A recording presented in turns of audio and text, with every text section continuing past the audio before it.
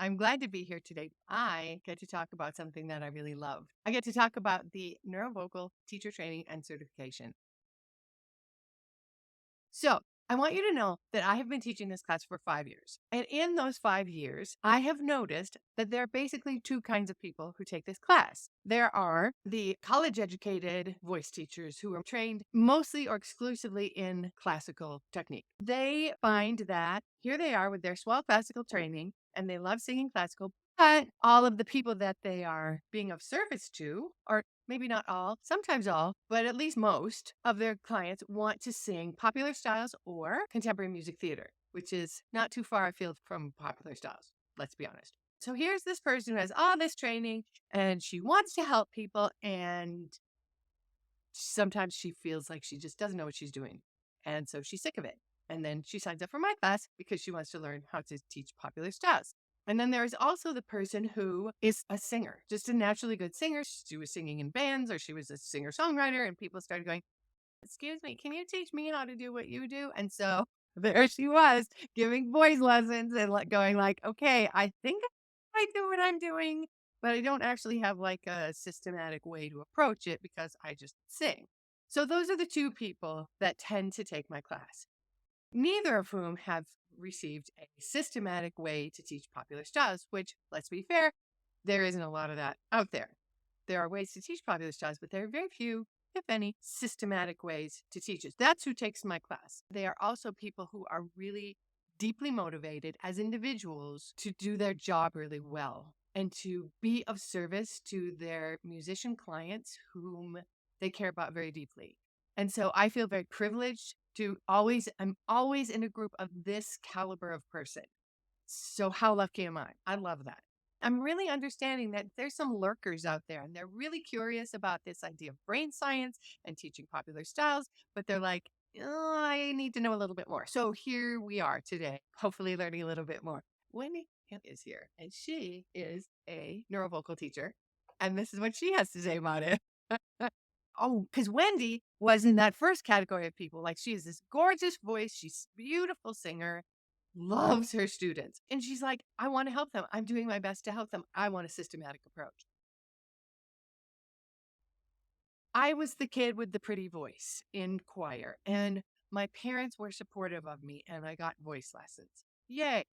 But the voice lessons that I got, nobody said, "Hey, 14-year-old Meredith, what kind of music do you want to sing? What do you want to get good at? What is your dream for yourself?" Nobody said that. They just said, "These are singing lessons." And in fact, they were singing lessons, but for a very tiny niche of the singing world. They were Western classical lessons. So I had 4 years of Western classical voice lessons in high school, never understanding that this training was very specific. It was training to a genre, not to an individual. And then I go to college and I get more classical lessons. So then I find University of Miami. Yay, University of Miami, which is offering studio music and jazz for a major. Wow, finally, yay, that's what I want. So I transfer there and they give me more classical lessons. So by the time I'm done with college, I have like 8.5 years of classical lessons, a degree in studio music and jazz, and as one of my clients very succinctly put it, a broken voice. Like, I didn't know how to work my voice to do the kind of singing that I wanted to do. I was able to get a job with a touring band, road band. So I got this job with the road band, and I was out there singing 5 or 6 nights a week, between 3 and 4 hours a night for months and months, with my swell classical technique, and just trying to make things work, trying to make the sounds that I needed to make. And at the end of 9 months, I had trashed my voice. I had no voice left. So fast forward a year of healing, Reiki, steroids, trying to avoid surgery, and then go to Chicago. And now I'm studying with a guy who is a jingle singer. So he is just popular styles. That's all he's ever done. That's all he knows. And I'm like, oh my God, I am singing for the first time in my life. I really felt like I was singing, not just making the noise that was like singing, but actually like singing from my soul. And that was a transformative experience for me. And then I don't actually know how this happened, but I read and I know things, because I had been immersing myself in books about neuroscience just because I was interested in them. There was a point at which I went, wait a minute, wait a minute, wait a minute. That was more than 25 years ago. And so I've been sort of building and building and building. And of course, because it's neuroscience, things are always changing. Like every 15 minutes, things are different in neuroscience. And so I get to, as you know, I don't work in a university. I'm not a proper researcher. I'm not a real scientist. I'm just a dork who's interested. And so I just try to stay up on what things in neuroscience and some in voice, but mostly neuroscience, to be honest, what affects us as singers and how we can best use the way we're wired or the way we can be wired, the way we can change our wiring to serve us best and healthiest and for the most longevity and all of the stuff that we want as singers. Oh, singers of popular styles. Okay, here's what I'm going to tell you. They do not trust you. And there are reasons that they don't trust you. And I've recently figured out how to say this as succinctly as possible. So listen up. If we have come from the idea that we're teaching singing, particularly if you are classically trained or you're trained for music theater, you are trained as somebody who is the voice of the composer. And so there's a way to do things. Depending on what you're studying, there's a framework that's more or less strict. And you have to, like, if your teacher is teaching you to sing for Western classical styles, you're learning how to sing because you have to know how to sing for those styles. If you ever want to get any work or attention or opportunities at all, there's a specific way to sing for those styles. So your teacher is teaching you how to sing, and she's called a teacher, and that's legitimate in that field. In popular styles, though, here's the thing, this is the gold today. You are not teaching to the genre as your teacher might have been.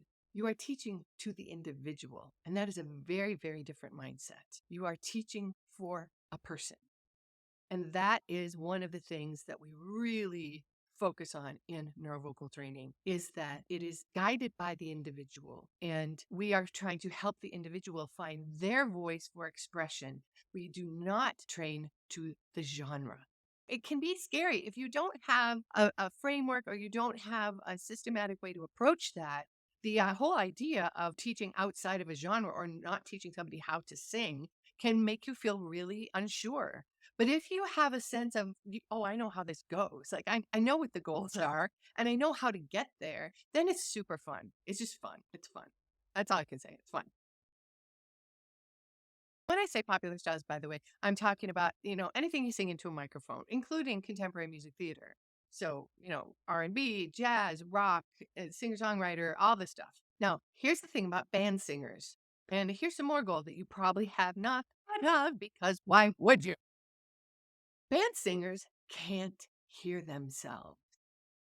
They can't hear themselves. First of all, when they perform, they can't hear themselves. Now, to be fair, I have some teachers who take the teacher training and certification class who say, well, Meredith, I mean, I sing acoustically and I can't hear myself half the time. It really depends on the venue. Maybe you can't hear yourself. I'm not going to speak to that because that's not my lane. But these people can't hear themselves because of the amplification on the stage.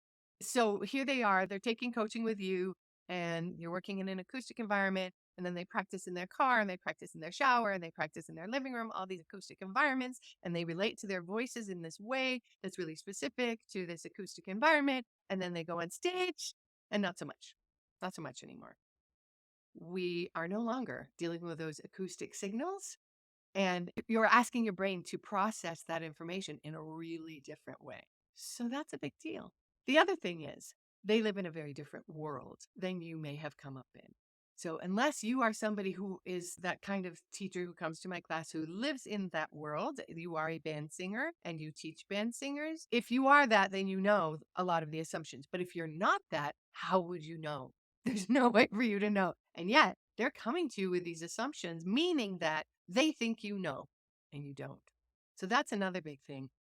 As I said, they're kind of scared of you because they're afraid that you are going to change their singing. And they may or may not have evidence that voice coaches, which is what they call it, by the way, try to change your singing. They do not want their singing changed. They don't want to change their singing. They want their voices to be more responsive to their intentions.